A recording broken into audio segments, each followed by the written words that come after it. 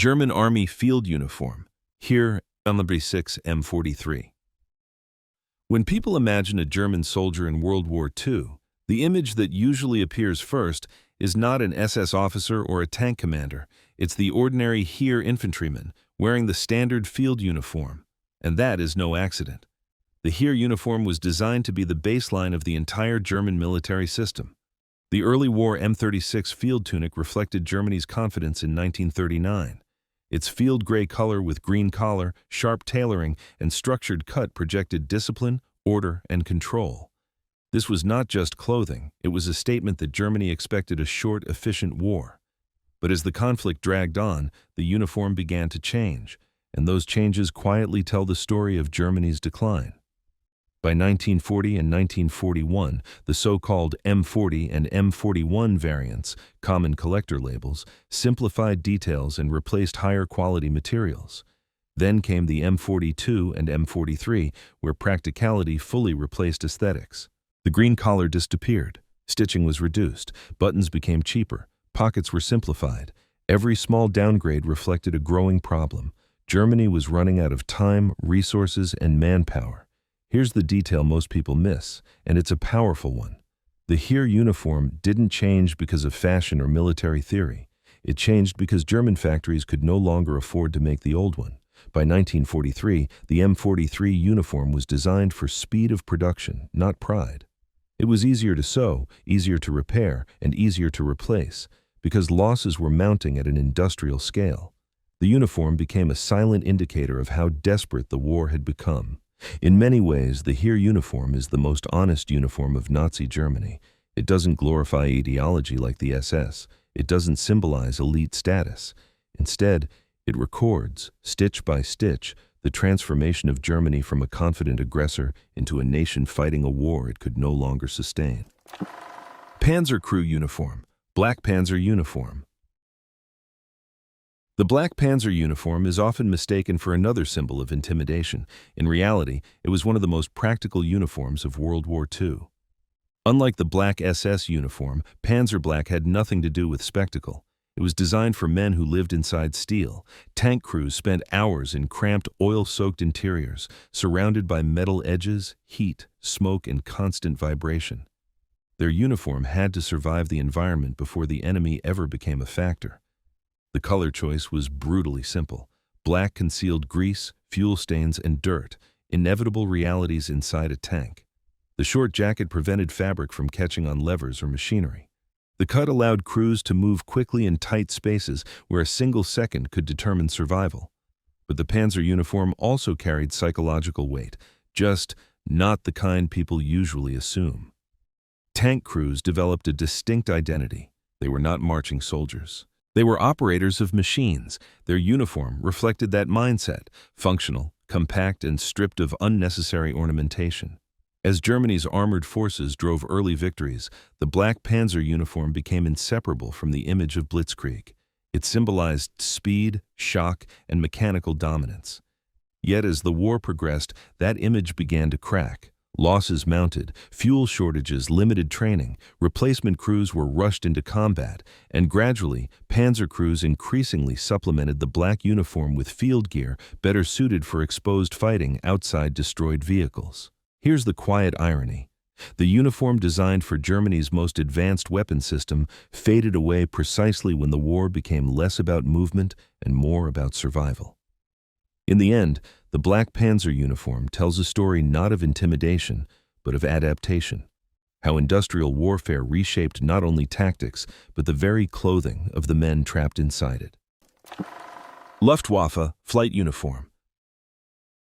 If Panzer crews were trapped inside steel, Luftwaffe pilots were exposed to something far more unforgiving, the sky itself. And their uniforms reflected that reality. The Luftwaffe flight uniform was not designed to intimidate the enemy or impress civilians. It was built for survival in an environment where temperature, altitude, and time worked relentlessly against the human body. At high altitude, temperatures could plunge well below freezing. Oxygen grew thin. A single mechanical failure could mean death within seconds. Flight suits, heavy jackets, insulated boots, and gloves were essential. So were goggles, helmets, and later oxygen masks. Every layer served a purpose because in the air there was no cover to dive behind, no trench to crawl into, only open space. Yet the uniform carried more than function. Early in the war, German fighter pilots were presented as modern knights, aces whose victories were counted and celebrated. Their uniforms reinforced that image: clean lines, tailored cuts, and insignia that highlighted individual achievement. But the sky was unforgiving to myths.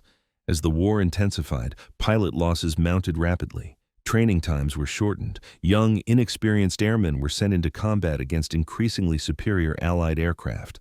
The flight uniform remained advanced, but the men inside it had less time to master the machines they flew. Here's the quiet shift that often goes unnoticed. By the later years of the war, the Luftwaffe flight uniform stopped symbolizing dominance and began representing vulnerability. Pilots still wore the same protective gear, but now it emphasized how fragile survival in the air truly was. The Luftwaffe uniform tells a story of a force that began the war with confidence in technology and skill, and ended it fighting gravity, cold, and overwhelming odds at the same time. Afrika Korps Desert Uniform. The North African desert forced the German military to confront a problem it had not planned for: war without shade, water, or reliable supply lines. And the Afrika Korps uniform was the visible response to that shock. Field gray wool, perfect for Europe, became unbearable under the desert sun. Temperatures soared by day and dropped sharply at night. Sand worked its way into weapons, engines, and clothing. The solution was radical adaptation. Lighter fabrics replaced heavy wool. Colors shifted to tan and sand to reflect heat and blend with the environment. Open collars and breathable cuts mattered more than parade appearance. This uniform wasn't about intimidation or ideology. It was about endurance. The desert uniform also revealed how fragile German logistics were. Unlike Europe, North Africa demanded long supply routes across the Mediterranean, routes constantly threatened by Allied naval and air power. Shortages became routine. Afrika Korps soldiers often wore a mix of German, Italian, and even captured British items, creating a patchwork appearance that would have been unthinkable elsewhere. That visual inconsistency told a deeper story. The uniform showed that adaptability could keep soldiers alive, but it could not fix strategic isolation. No matter how well designed the clothing was, it could not replace fuel, water, or reinforcements. Rommel's forces became famous for tactical skill and mobility, and the desert uniform became part of that legend. Yet the same sun-bleached fabric also marked the limits of German reach. When supply lines collapsed, no uniform, however practical, could compensate. The Afrika Korps uniform stands as a reminder that war is not fought only against an enemy army. Sometimes, the environment itself decides how long you can last. Kriegsmarine Naval Uniform, U-boat crew. For U-boat crews, the enemy was not always visible, and often not human. It was pressure, darkness, and time. The naval uniform worn by Kriegsmarine submariners was shaped by an environment unlike any other in the war. Inside a U-boat, space was scarce, air was stale, and moisture was constant. Sailors slept next to torpedoes, ate where they worked, and endured weeks submerged beneath the Atlantic with no sunlight at all. Their clothing reflected brutal practicality. Leather jackets protected against cold and damp air. Wool sweaters retained warmth even when wet. There was no room for decorative elements or parade aesthetics. Everything had to endure oil, condensation, and the constant scrape of metal in a moving steel tube. But the uniform also tells a psychological story. Unlike soldiers on land or pilots in the air, U-boat crews could not run, hide, or fight back once detected. When depth charges exploded, the men inside could do nothing but wait, counting seconds, listening to the hull groan, unsure whether the next blast would end everything. In that environment, the uniform became part of routine, one of the few constants in a world stripped of normal time and space. It wasn't meant to inspire fear in others. It was meant to help its wearer endure isolation. As Allied anti-submarine tactics improved, losses mounted, missions grew longer, survival rates dropped. Yet the uniform remained largely unchanged because the problem was no longer equipment, but probability.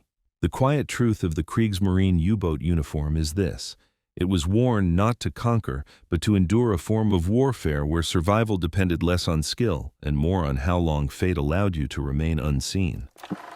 Fallschirmjäger, paratrooper smock.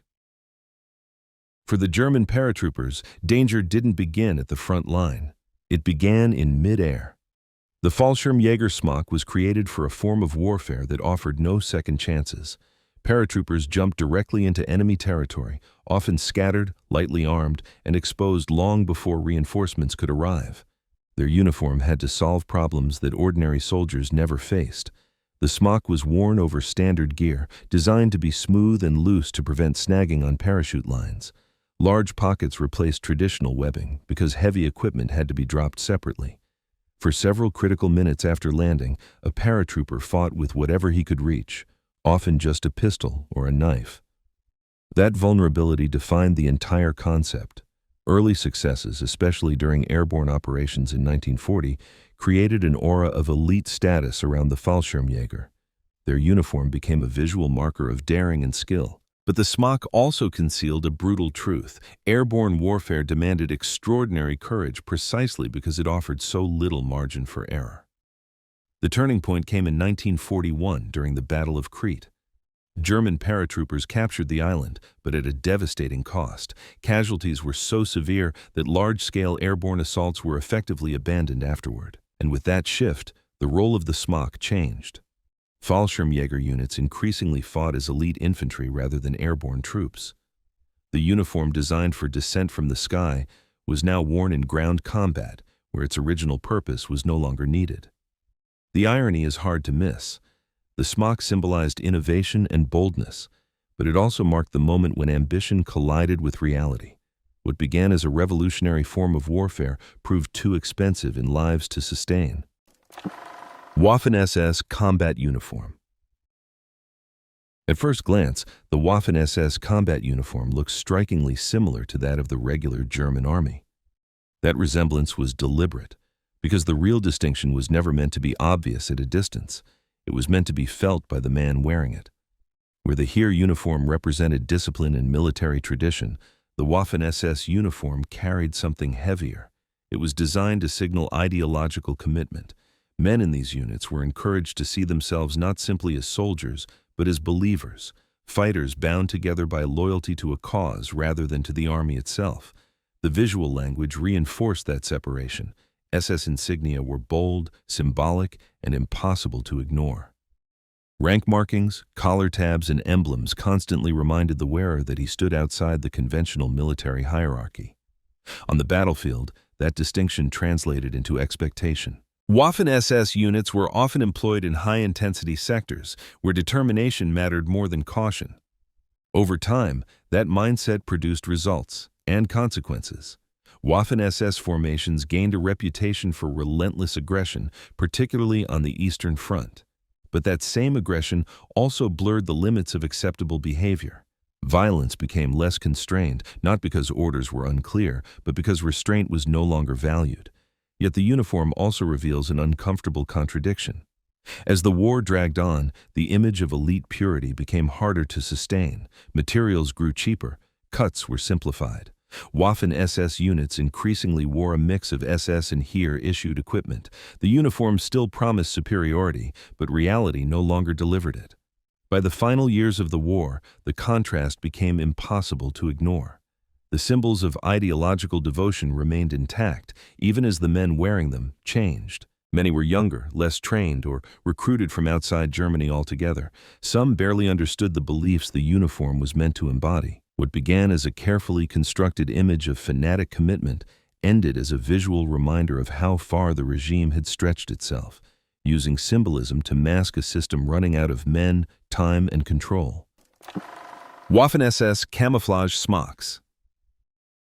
Among all German uniforms of World War II, none left a longer shadow than the camouflage smocks developed by the Waffen-SS. At a time when many armies still relied mostly on solid colors, the Waffen-SS treated camouflage as a system rather than a gimmick. Patterns were designed to break up the human outline at multiple distances, in different seasons, and across varied terrain. Oak leaf, plane tree, pea dot, these were not aesthetic choices, but practical experiments in concealment. The smock itself reflected that philosophy. Worn over standard uniforms, it could be reversed for seasonal use, extending its effectiveness without additional production. It was light, adaptable, and focused entirely on one goal: making the soldier harder to see. What makes this development remarkable is not just innovation, but prioritization. While the regular German army did use camouflage items, the Waffen-SS pushed camouflage as a uniform system far more aggressively, even as resources dwindled. This tells us something critical.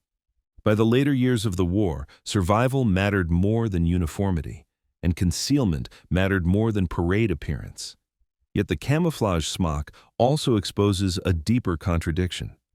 The same organization that invested heavily in hiding its soldiers was simultaneously losing control of the battlefield. Camouflage could reduce visibility, but it could not compensate for shortages of fuel, artillery, air cover, or trained manpower. Still, the idea outlived the regime that created it. After the war, armies around the world studied German camouflage designs. Multi-scale patterns, seasonal variation, and overgarment systems became standard practice. What began as an SS field experiment quietly shaped how modern soldiers dress to this day. The final irony is unmistakable. The Waffen-SS camouflage smock was designed to make individuals disappear into the environment. Instead, it became one of the most visible legacies of Nazi military innovation, proof that even in collapse, ideas can survive longer than the systems that produce them. Black SS uniform, Allgemeine-SS. The Black SS uniform is one of the most recognizable and unsettling images of Nazi Germany. What makes it truly disturbing, however, is not how often it was worn in battle, but the fact that it wasn't designed for the battlefield at all. This uniform belonged to the Allgemeine-SS, the political and administrative branch of the SS. Its purpose was not combat, but control. Every element of the black uniform was crafted for visual dominance: the deep black color, the sharp silver insignia, the skull emblem, and the perfectly tailored silhouette. It was meant to command attention and obedience. In the early years of the regime, this uniform appeared at rallies, parades, and public events. The effect was calculated. Black conveyed authority, menace, and inevitability. When worn in formation, it created an image of discipline so absolute that resistance felt futile. Yet here lies the unsettling paradox. The uniform that would later become synonymous with terror was rarely seen once the war began. Black fabric was impractical in combat, and more importantly, the regime needed its SS forces on the front lines. From 1939 into 1940, the black uniform largely disappeared from regular use, replaced by gray and field uniforms. But its influence did not disappear. The black SS uniform had already done its work. It had established the SS as an elite order, above the law, above the army, and above society itself. Long before mass violence escalated, the uniform normalized fear. Perhaps the most revealing detail is this. The power of the Black S uniform came not from what its wearers did, but from what people expected them to do. It was a uniform designed to shape perception, to make brutality seem inevitable before it ever occurred. In that sense, the Black SS uniform was never about war. It was about preparing a society to accept it. Subscribe for more WWII history and comment which uniform stood out to you the most.